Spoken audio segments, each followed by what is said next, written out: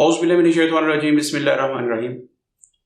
FM4 کے T V کے programme جائے ادب میں ادریس ناز بڑے ادب کے ساتھ آپ کی خدمت میں اسلام عرض کرتا ہے، قبول فرمائیے۔ خواتین و حضرات، ہمارا ایمان ہے کہ ہماری دعاؤں کو سننے والی ایک ہستی، صرف ایک ہستی ہے جس کو ہم اپنے خالق، اپنے مالک اللہ رب العزت کے نام سے جانتے ہیں۔ خواتین و حضرات، ہماری تمام دعائیں، ہماری تمام التجائیں ہم اعلانیہ بالجہر کریں یا دل میں دعائیں کریں، اللہ انہیں ضرور سنتا ہے، اور میرا اور آپ سب کا یہ ایمان ہے کہ اللہ انہیں قبول کرتا ہے۔ رسالت مآب صلی اللہ علیہ وآلہ وسلم نے دعا کی قبولیت کے 3 درجے ارشاد فرمائے ہیں۔ فرمایا کہ مومن شخص جو بھی دعا کرتا ہے اللہ رب العزت اسے کبھی بھی رد نہیں کرتے، اسے ہر صورت قبول کرتے ہیں۔ لیکن قبولیت کے 3 درجے ہیں۔ اللہ رب العزت یا تو اس دعا کو بالکل ویسے ہی منوان قبول کر لیتے ہیں جیسے کہ وہ شخص دعا کرتا ہے۔ آپ نے جو بھی دعا کی اللہ رب العزت بالکل اسے ایسے ہی قبول کر لیں گے اور وہی عطا فرما دیں گے جو ہم نے مانگا۔ رسول اللہ صلی اللہ علیہ وسلم نے فرمایا دوسرا درجہ یہ ہے کہ پروردگار اس دعا کو قبول کر لیتے ہیں، لیکن ہمیں وہ نہیں ملتا جس کے لیے ہم دعا کر رہے ہیں۔ اللہ اس سے بہتر، مطلب کوئی مصیبت، کوئی بہت بڑی بلا، کوئی بہت بڑی آفت جو ہم پہ نازل ہونے والی ہوتی ہے، اللہ رب العزت اسے روک لیتے ہیں۔ دعا قبول ہوگی، ہمیں وہ نہیں ملا جو ہم نے مانگا تھا، اس سے کہیں بہتر مل گیا جس کا ہمیں ادراک تک نہیں ہوا، جو ہمارے وہم و گمان میں نہیں تھا۔ ہم نے کہا شاید دعا قبول نہیں ہوئی، لیکن ایسی مصیبت ٹل گئی، ایسی بلا ٹل گئی جس کا ہمیں ادراک ہی نہیں تھا، جو ہماری آنکھوں کے سامنے نہیں تھی۔ اور تیسرا درجہ یہ ارشاد فرمایا کہ اللہ رب العزت دعا کو رد نہیں کرتے، اسے قبول کر لیتے ہیں، لیکن اسے آخرت کے لیے ذخیرہ کر لیتے ہیں۔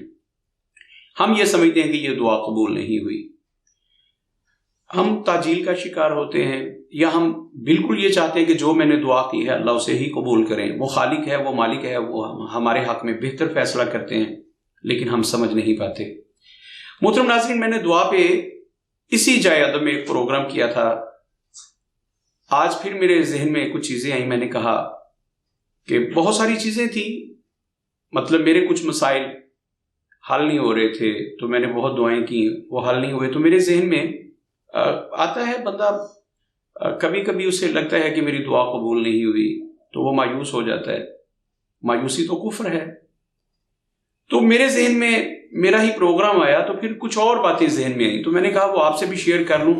بس اوقات ہم ایسے ہی مایوسی کی باتیں کرنے لگ جاتے ہیں اور گمراہ ہو جاتے ہیں، تو میں نے کہا کہ جو میرے دل میں آیا ہے وہ آپ کے ساتھ شیئر کروں، تاکہ ہمارا اللہ پہ جو ایمان ہے، جو اللہ پہ یقین ہے، جو اللہ پہ بھروسہ ہے، اس میں کوئی کمی نہ آئے، وہ متزلزل نہ ہو۔ اس لیے میں نے آج اپنی معروضات اور اپنی گزارشات دوبارہ سے جائے ادب میں آپ کے سامنے رکھنے کا فیصلہ کیا ہے۔ خواتین و حضرات، قرآن کریم کی ایک آیت کریمہ میں اللہ رب العزت نے ایک ایسے کتے کا ذکر کیا، فرمایا کہ اسے مارو تب بھی ہانپتا ہے، اسے نہ مارو تب بھی ہانپتا ہے۔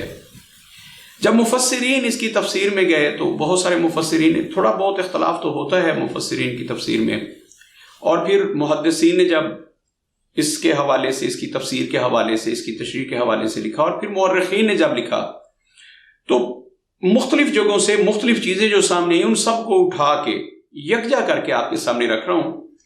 تو آپ کو، اگر آپ کسی ایک کو پڑھیں گے یا کسی مورخ کی تاریخ اٹھا کے پڑھیں گے یا کسی ایک مفسر کو پڑھیں گے یا کسی ایک محدث کو پڑھیں گے، تو شاید وہ واقعہ آپ کو ایسے نہ ملے جیسے میں بیان کرنے جا رہا ہوں۔ لیکن جب آپ بہت سارے لوگوں کو پڑھیں گے تو پھر یہ ساری کہانی، یہ قصہ اسی تسلسل کے ساتھ آپ کو مل جائے گا۔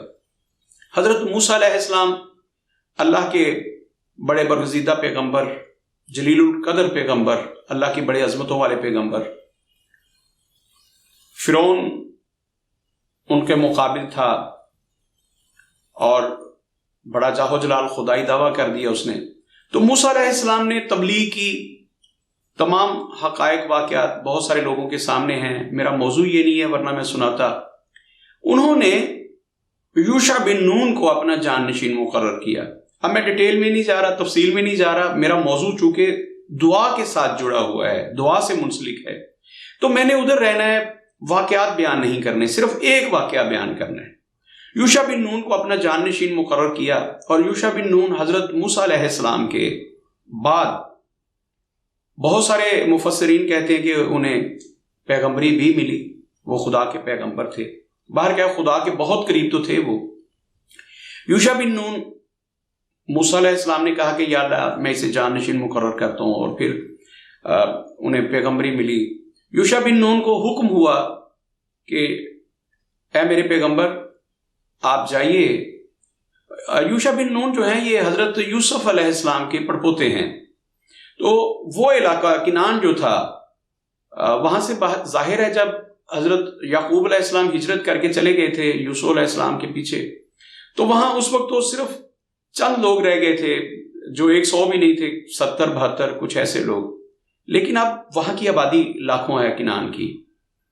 تو پروردگار عالم نے کہا کہ وہاں کے لوگ گمراہ ہیں، وہاں کے لوگ میری نافرمانیاں کرتے ہیں، تو آپ جائیے اور آپ نے جا کے ان لوگوں کو پیغام دینا ہے میرا، اگر نہ مانے تو پھر ان سے جنگ کرنی ہے، میری راہ میں جہاد کرنا ہے۔ یوشع بن نون جب آئے تو اس علاقے میں، اس بستی میں بلم بن باعور نام کا ایک شخص تھا، اسے بلم بن باعورہ بھی کہا، اور بھی بہت سارے نام ہیں تاریخ کے اوراق پر، بہت سارے مفسرین نے مختلف نام اس کے لکھے، لیکن آج ہم بلم بن باعورہ یا بلم بن باعور کے نام سے اس کا یہاں ذکر کریں گے۔ تو بلم بن باعور جو تھا یہ ایسا شخص تھا جو اللہ کی بہت عبادت کرتا تھا، اس حد تک ریاضت کرتا تھا کہ کہا جاتا ہے کہ اس کے پاس اسم اعظم آ گیا تھا، اللہ کا ایسا نام، ایسا اسم اس کے پاس آ گیا تھا کہ اس کی کوئی بھی دعا رد نہیں ہوتی تھی۔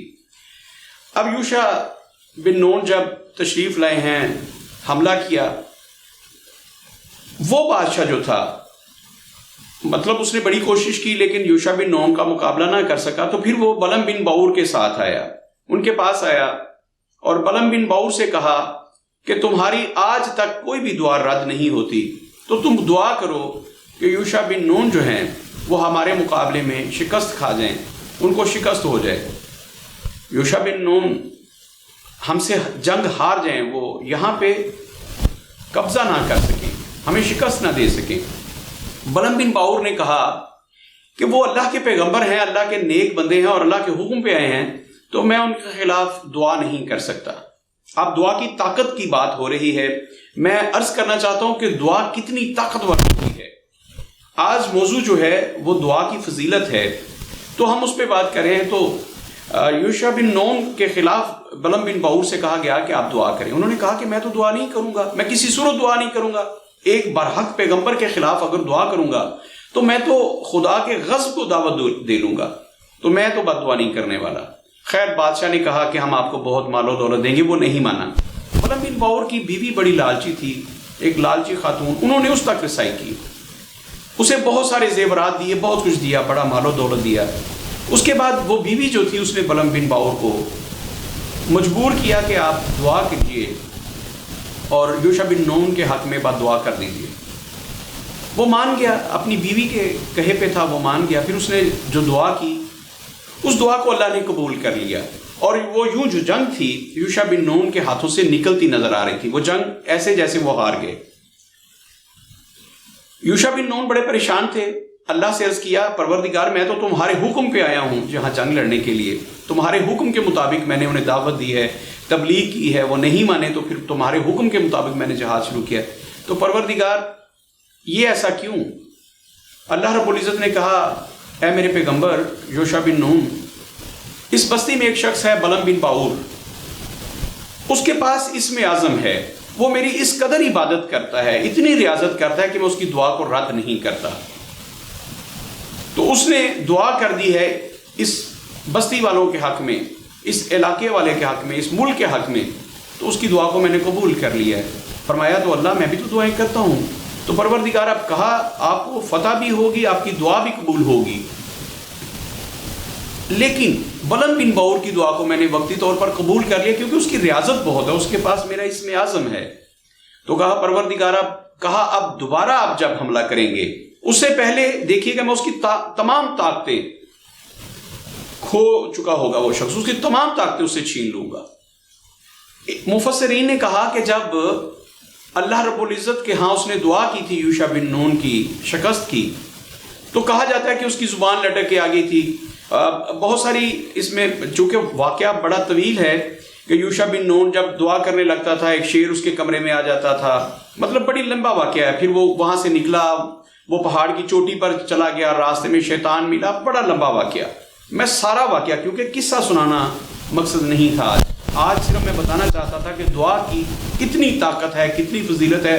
ہم بڑی جلدی مایوس ہو جاتے ہیں، لیکن دعا کتنی طاقت رکھتی ہے، کتنا اثر رکھتی ہے۔ ہم نے تو بات اس پہ کرنی تھی، جز وقتی واقعات جو ہے ان کی طرف جانا نہیں، کہ وہ کیسے بلم بن باور پہاڑ پہ گیا، راستے میں کیسے شیطان ایک بزرگ کے روح میں ملا اور اس نے کیا کیا کہا، بیوی نے کیسے قائل کیا، یہ لمبا واقعہ ہے۔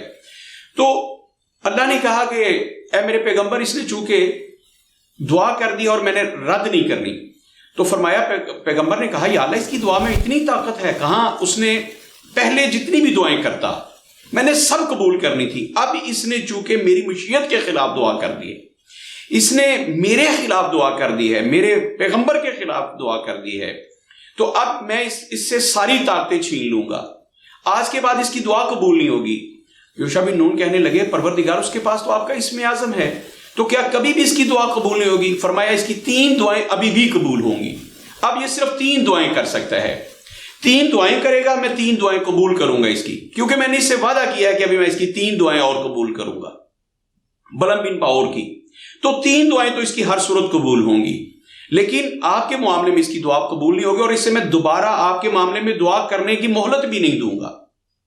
خیر، اس واقعہ کو پہلے میں تھوڑا سا سنا لوں کہ یوشع بن نون نے جب پھر دوبارہ حملہ کیا تو اللہ نے کہا تھا کہ مغرب سے پہلے پہلے، سورج غروب ہونے سے پہلے پہلے آپ فتح یاب ہوں گے، لیکن اتفاق ایسا ہوا کہ عصر کا وقت گزر گیا اور جنگ تھی وہ کہیں ختم ہونے کا نام نہیں لے رہی تھی، تو یوشع بن نون جو تھے انہوں نے اللہ سے دعا کی، کہا اللہ آپ نے وعدہ کیا تھا کہ مغرب سے پہلے پہلے فتح ہوگی، تو اللہ رب العزت نے پھر یہ بہت ساری کتب میں موجود ہے، آسمانی کتب میں موجود ہے، تو یوشع بن نون نے جب سورج کو مخاطب ہو کے کہا کہ تو بھی تو اللہ کے لیے نکلتا ہے اور میں بھی اللہ کے نام پہ نکلا ہوں، تو تمہیں رکنا ہوگا، تو کہا جاتا ہے کہ پھر سورج رک گیا، اس وقت تک رکا رہا جب تک آپ فتح سے ہمکنار نہیں ہوئے، آپ کا لشکر فتح یاب نہیں ہوا، تب تک رکا رہا۔ رسالت مآب صلی اللہ علیہ وآلہ وسلم نے بھی فرمایا کہ کسی پیغمبر کے کہنے پر اگر سورج رکا ہے، وقت رکا ہے، تو وہ یوشع بن نون تھے۔ پیغمبروں میں رسالت مآب صلی اللہ علیہ وسلم سے قبل اگر کسی پیغمبر کے کہنے پر یا اس کے لیے وقت رکا ہے، سورج رکا ہے، تو وہ یوشع بن نون تھے۔ اس وقت تک سورج غروب نہیں ہوا، یعنی کہ نماز عصر کے بعد، وقت عصر کے بعد اس وقت تک سورج غروب نہیں ہوا جب تک یوشع بن نون کا لشکر جو ہے اس نے مکمل طور پر فتح حاصل نہیں کر لی۔ خیر، یوشع بن نون، اللہ نے وعدہ کیا تھا، اللہ نے اپنے پیغمبر کو فتح نصیب کی، انہیں فتح حاصل ہوئی۔ اب میں عرض کر رہا تھا کہ بلم بن باور کے پاس اب 3 دعائیں باقی تھیں جن کا اللہ رب العزت نے اسے وعدہ کر رکھا تھا۔ ایسا شخص جس نے برحق پیغمبر کے خلاف بھی دعا کر لی، ایسا شخص جسے بار بار فطرت نے روکا کہ تم میرے پیغمبر کے خلاف دعا نہیں کرو گے، لیکن اس نے کی، کیونکہ اس کی بیوی نے مجبور کر دیا تھا۔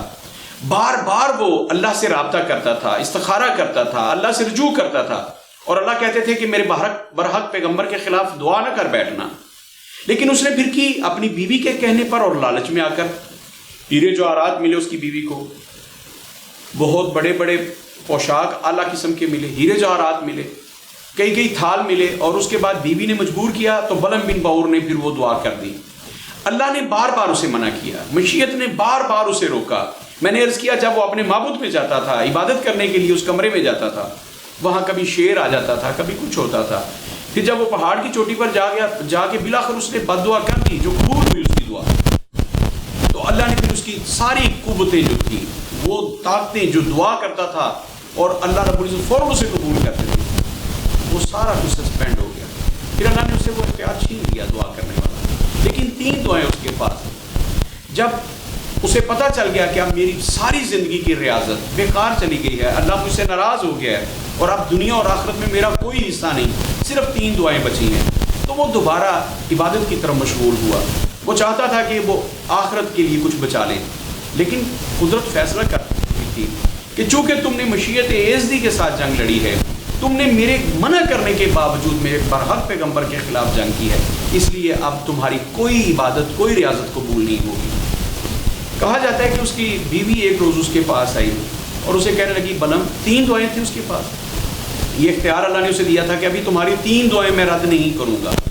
تو بلم بن باور کے پاس اس کی بیوی آئی اور آ کے کہنے لگی بلم، تم میرے لیے دعا کرو، کائنات کا سارا حسن جو انسانی حسن ہوتا ہے وہ مجھے مل جائے، میں کائنات کی سب سے خوبصورت عورت بن جاؤں۔ بلم بن باور نے سوچا یہ دعا تو مجھے کر دینی چاہیے، میری بیوی ہے، ہر وقت میرے سامنے رہتی ہے، میں اسے بے پناہ محبت کرتا ہوں، تو اگر میں یہ دعا کروں کہ کائنات کی سب سے خوبصورت عورت یہ بن جائے تو یہ تو میرے فائدے میں ہے، مجھے دنیا میں حور مل جائے گی، دنیا کی تمام آسائشیں میں ایک طرف اور میری بیوی پھر ایک طرف، اتنی خوبصورت بیوی ہوگی، کیسی زندگی ہوگی۔ تو اس نے دعا کی ہاتھ اٹھا کے کہ پروردگار میری بیوی کو دنیا کی سب سے خوبصورت عورت بنا دے۔ پھر ایسا ہی ہوا، دعا قبول ہوئی۔ اب بلم بن باور کی بیوی اتنی خوبصورت کہ آپ جس خوبصورتی کا، جس حسن کا تصور کر سکیں اس سے کہیں آگے، اتنی خوبصورت بیوی۔ اب وہ لالچی عورت تھی اور اسی نے تو تباہ کرنا تھا بلم بن باور کو، جو پہلے بھی تباہ کر چکی تھی، پہلے بھی ایک دعا کروا چکی تھی۔ اب 3 دعائیں تھیں بلم بن باور کے پاس اور اس نے پہلی دعا کروا لی اپنے حق میں کہ میں دنیا کی سب سے خوبصورت ترین عورت بن گئی۔ تو لالچی عورت تھی، اب اس کے پاس آسائشیں بھی تھی زندگی کی، وہ جواہرات ملے تھے، وہ ملبوسات ملے تھے، وہ پہنتی اور بناؤ سنگار کرتی، لیکن وہ خوبصورت اتنی کہ دنیا میں تھی۔ اب بادشاہ جو تھے اور اس کے جو مشیر تھے وہ اسے ملنے کے لیے آتے اور وہ بے راہ روی کا شکار ہو گئی۔ اس کے پاس کوئی نہ کوئی اس کا عاشق آیا بیٹھا رہتا تھا۔ بلم بن باور عبادت میں مشغول ہوتا، جو وہ ریاضت، وہ عبادت جو قبول نہیں اب ہو رہی، اور اس کی عورت جو ہے وہ اپنے فرینڈز کے ساتھ زندگی کی رانائیوں کو انجوائے کر رہی ہے، ان سے لطف اندوز ہو رہی ہے، ان سے حظ اٹھا رہی ہے۔ بلم بن باور اسے ٹوکتا، اسے روکتا، اسے کہتا کہ تم کیا کر رہی ہو، تم بے راہ روی کا شکار ہو۔ وہ عورت باز نہیں آنے والی تھی، وہ باز نہیں آئی۔ انہوں نے بہت روکا، انہوں نے کہا کہ تم میری غیرت کے ساتھ کھیل رہی ہو، میرے جذبات کے ساتھ کھیل رہی ہو، لیکن وہ عورت نہیں رکی۔ بلم بن باور اس حد تک عاجز آ گیا، اس حد تک غصے میں آ گیا کہ اس نے دوسری دعا کا استعمال کیا۔ اس نے کہا اے پروردگار، اسے کائنات کی سب سے بدترین کتیا بنا دے، اس کا حسن چھین لے، اسے اتنی بدصورتی دے کوئی اس کی طرف دیکھے بھی نہ، یہ میرے کہے میں نہیں ہے، میری بات نہیں مانتی، اس طرح سے بے راہ روی کا شکار ہے۔ اللہ رب العزت نے اس کی دوسری دعا بھی قبول کر لی۔ وہی بیوی جس کے لیے اس نے دعا کی تھی کہ پروردگار اسے حسن عطا فرما، اور اتنا حسن عطا فرما کہ کائنات میں کسی عورت کے پاس اتنا حسن ہو، اللہ نے حسن دیا۔ اب اسی عورت کے لیے دوسری دعا کر دی کہ پروردگار اس عورت کو دنیا کی بدصورت ترین عورت بنا دے۔ دوسری دعا اسی عورت کے لیے۔ اب دیکھیے 3 دعاؤں کا اللہ نے وعدہ کیا تھا۔ کیسا بد نصیب شخص کہ اللہ نے اسے کہا کہ ابھی بھی میں تمہاری 3 دعائیں رد نہیں کروں گا، لیکن مت ماری گئی۔ اسے سمجھ نہیں آ رہی کہ ان 3 دعاؤں سے میں اپنے خالق کو راضی کر لیتا، میں اپنے مالک سے کہتا کہ پروردگار مجھ سے غلطی ہوگی، مجھے معاف کرو۔ نہیں، تقدیر کے ساتھ پنگا لیا۔ اب 3 دعائیں ہیں اور 2 دعائیں اب تک کی اسی عورت کے لیے اس نے کی ہیں اور وہ قبول ہو گئی۔ پہلے کہا مجھے خوبصورت بنا دو، سب سے خوبصورت بن گئی۔ پھر جب غصہ آیا عورت کی بے اعتدالی دیکھ کر، اس کی بے راہ روی دیکھ کر، جب اس کے لیے بد دعا کی تو وہ کائنات کی بدصورت ترین عورت اتنی بدصورت بن گئی۔ اب کسی کتیا کو دیکھ کے تو ایسی نفرت پیدا نہیں ہوتی، وہ کتنی بدصورت ہوگی کہ جب بلم بن باور بھی اس کی طرف دیکھتا تو اس کی چیخیں نکل جاتی۔ باقی لوگ تو خیر کیسے بھاگتے ہوں گے اسے دیکھ کے، کتنی بدصورتی۔ اب دیکھیے اللہ رب العزت سے دعا کیا کہ پروردگار اسے کائنات میں سب سے بدترین کتیا بنا دے، تو پروردگار نے بنایا تو کیسی بدترین کتیا ہوگی، اس کو دیکھ کے کیسی وحشت آتی ہوگی، کتنی نفرت پیدا ہوتی ہوگی۔ اب یہ حال ہے۔ اب وہ عورت ایک طرف پڑی رہتی ہے، اتنی بدصورت، ایک طرف پڑی رہتی ہے اور روتی رہتی ہے اور کہتی ہے بلم تم نے میرے ساتھ اچھا نہیں کیا۔ اس نے کہا تم نے اچھا کیا، تم نے مجھے کہا کہ مجھے کائنات کی سب سے خوبصورت عورت بنا دو، میں نے اللہ سے دعا کی، تم بن گئی۔ اب تم نے میرے ساتھ اچھا کیا، تم نے میرے ساتھ بے وفائی کی ہے، میں نے تمہارے کہنے پہ اللہ کو ناراض کر لیا۔ وہ پروردگار جو ہر میری دعا کو قبول کرتا تھا اب ہر دعا رد کرتا ہے، صرف 3 دعائیں بچی تھیں۔ اور تم نے 2 دعائیں جو تھیں وہ تو آپ نے نام کروا لی ہیں، میرے پاس تو ایک دعا بچی ہے، اب میں یہ دعا تمہارے لیے نہیں کرنے والا یا تمہارے کہنے پر نہیں کرنے والا۔ لیکن مت ماری گئی تھی نا، اب کیسے ہو سکتا ہے کہ جس سے پروردگار ناراض ہو جائے اس کی دعا جو ہے اس کی آخرت سنوار دے یا اس کی دنیا سنوار دے؟ اللہ رب العزت نے فیصلہ کیا کہ بلم اب تمہاری کوئی دعا نہ تمہاری دنیا سنوار سکتی ہے نہ تمہاری آخرت سنوار سکتی ہے۔ دعائیں قبول کروں گا لیکن میں تمہیں وہ مہلت ہی نہیں دوں گا کہ تم اپنی دنیا یا آخرت سنوارنے کے لیے دعا کر سکو۔ اب وہ تمہارا میرا راستہ جدا ہو چکا ہے۔ تم نے شیطان کی مان لی، میرے پیغمبر کے خلاف آ گئے اور میرے پیغمبر کی شکست کے لیے تم نے دعا کی اور میں نے وہ بھی قبول کی، لیکن وقتی طور پر۔ پھر تو میں نے اپنے پیغمبر کو فتح یاب کیا نا، میں خالق ہوں، میں مالک ہوں، میں نے وعدہ کیا تھا اپنے پیغمبر سے، اور میں سورج کو روک دیا کہ جب تک میرا پیغمبر فتح یاب نہیں ہوتا اے سورج تم نے غروب نہیں ہونا، میں نے اپنے پیغمبر سے وعدہ کیا اور تم نے نافرمانی کیا، بلم تمہاری دعا جو ہے وہ تمہاری دنیا اور آخرت نہیں۔ یہ پروردگار نے فیصلہ کیا۔ اب 2 دعائیں کر چکا، خود عبادت اور ریاضت میں رہتا ہے، بیوی روتی رہتی ہے، دن رات روتی ہے اور بلم کے ہاتھ پاؤں پکڑتی ہے، لیکن بلم چیخے مار کے اسے ہٹ جاتا ہے۔ اتنی بدصورت عورت، خود ہی تو کہا کہ یا اللہ کائنات کی سب سے بدصورت عورت بنا دے، تو اب کائنات کی سب سے بدصورت عورت ہے، اس کی دہلیز پہ پڑی رہتی ہے، لوگ تھو تھو کرتے ہیں۔ اب بہت ساری روایات ہیں، اس عورت نے بہت گریہ کیا، بہت ترلے کی، بہت منتیں کی، اور کہا جاتا ہے کہ اس کے کچھ بچے بھی تھے شاید بلم بن باور کے، ان کو لوگ کتیا کے بچے کہتے تھے۔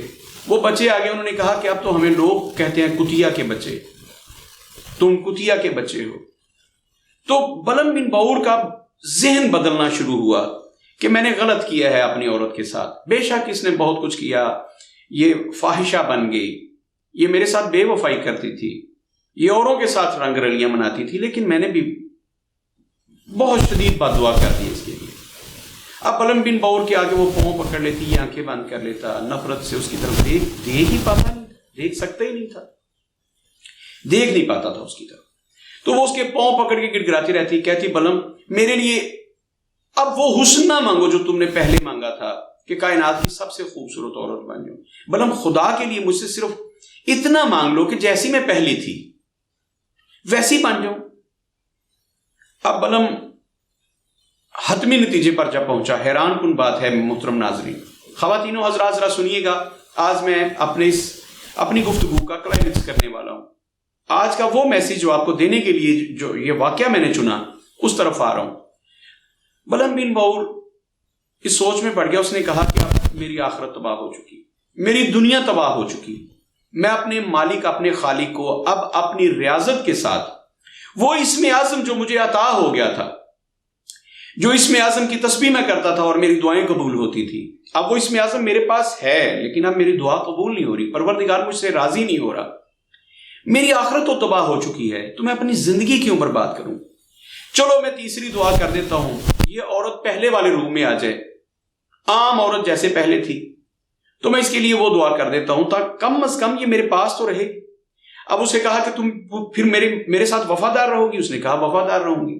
بلم بن باور نے اس سے وعدے لینے کے بعد پروردگار سے وہ تیسری دعا کا جو اختیار تھا، اللہ کا جو وعدہ تھا کہ 3 دعائیں تمہاری اب بھی میں رد نہیں کروں گا کیونکہ تم نے میری بڑی ریاضت کی ہے اور میں نے وعدہ کر لیا ہے، یہ طے کر لیا ہے کہ تمہیں جتنی ریاضت تم نے کی ہے اس کا اجر، اس کا صلہ دنیا ہی میں دینا ہے، اور اس کا صلہ میں نے دے دیا کہ تمہیں کہہ دیا کہ 3 دعائیں اب بھی رد نہیں کروں گا۔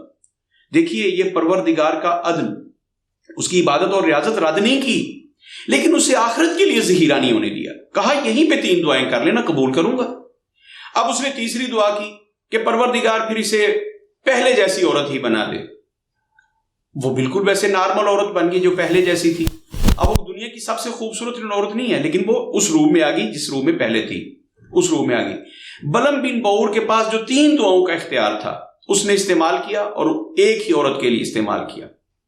اب اس کے بعد اس کی بیوی اس کی وفادار رہی یا نہیں رہی، یا لوگ اس کی طرف نہیں آتے تھے، نفرت اتنی بڑھ گئی، ان کے ذہن میں وہ قطیہ کا تصور آتا تھا، بسترین اور بدترین اور غلیظ ترین قطیہ کا تصور، ممکن ہے اس کی طرف دوبارہ کوئی نہ آیا ہو، لیکن جو یہاں بات کرنی تھی وہ یہ تھی کہ اس کے پاس 3 دعاؤں کا جو اختیار تھا وہ کیوں اللہ نے دیا تھا؟ کہ اللہ رب العزت نے اس کی عبادات کو قبول کر لیا تھا. اتنی ریاضت کی اس نے. کس درجے کی عبادات کی ہوں گی. میں اور آپ جب عبادت کرتے ہیں, ہماری عبادت بس حاضری کہہ لیجیے اسے. ہم کون سی عبادت کر سکتے ہیں؟ آپ بھی مسجد میں جاتے ہیں, ہم بھی جائے نماز پہ جاتے ہیں, مصلی پہ, بس اسے حاضری کہیے. اللہ اس حاضری کو قبول کر لے. ہماری عبادت کہاں؟ اس میں خشوع خضوع, وہ جسے عبادت کہا جا سکتا ہے, اس کی روح کہاں اس میں؟ دنیاوی خیالات ذہن میں ہوتے ہیں. خیر, اگر اب بلم بن باور کی عبادت کی بات کریں تو کس لیول کی اس نے عبادت کی ہوگی. اللہ نے اسے قبول کیا. اب واپس آتا ہوں. میں اور آپ جب اللہ سے دعائیں کرتے ہیں, پہلی بار جب ہم جائے نماز پہ جاتے ہیں, مسجد میں جاتے ہیں, کہیں بھی جائیں, کسی تنہائی میں جا کے اللہ سے گڑ گڑا کے جب دعائیں کرتے ہیں, کیا میں اور آپ بلم بن باور جیسی اپنے اندر عاجزی, انکساری یا ایسا سب کچھ لا سکتے ہیں؟ قطعی طور پر ہم دعا کرتے ہیں, لیکن اس پہ ہمارا یقین بھی نہیں ہوتا کہ یہ دعا قبول ہوگی. اچھا, ایک تو پہلو یہ ہے دعا قبول نہ ہونے کا کہ ہماری عبادات میں اور بالخصوص ہماری دعا میں وہ خشوع اور خضوع ہے ہی نہیں, وہ عاجزی ہے ہی نہیں, ایسا ترلا ہے ہی نہیں جو اللہ کو پسند آ جائے, جسے اللہ قبول کر لے. اور دوسری بات, کبھی غور کیجئے گا, ممکن ہے اللہ نے یہ فیصلہ کر لیا ہو کہ تمہاری یہ گریہ زاری, تمہاری یہ ریاضت مجھے پسند آ گئی ہے, اب میں صرف تمہاری 3 دعائیں قبول کروں گا دنیا اور آخرت کے لیے. غور کیجئے گا, ایسا کسی کتاب میں نہیں ہے. یہ میرے ذہن میں بات آئی جس کے لیے آج میں آپ سے محو کلام ہوا. اللہ نے میری اور آپ کی ٹوٹی پھوٹی جو عبادت ہوتی ہے, ہماری ٹوٹی پھوٹی ریاضت جو ہوتی ہے, دکھاوے کی نمازیں, دکھاوے کا روزہ, دکھاوے کا حج, دکھاوے کا عمرہ, دکھاوے کے نوافل, دکھاوے کے صدقہ جات, ممکن ہے اللہ نے قبول کر لی ہوں, اور ممکن ہے سچ مچ قبول کرتا ہے, وہ دکھاوے کی باتیں بھی قبول کرتا ہے.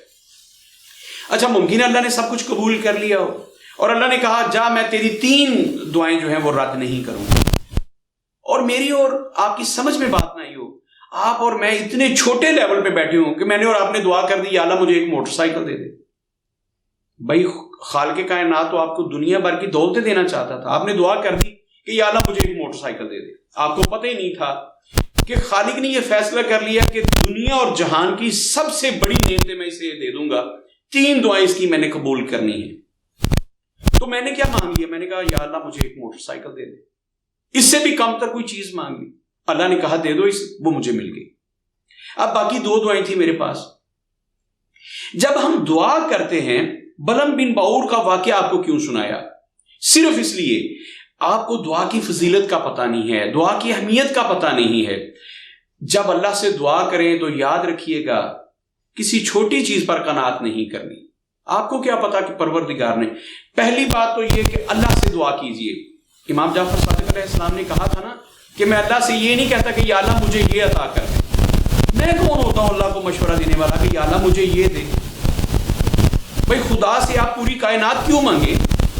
پوری کائنات, میں نے کہا پوری کائنات کی بادشاہی کیوں مانگے؟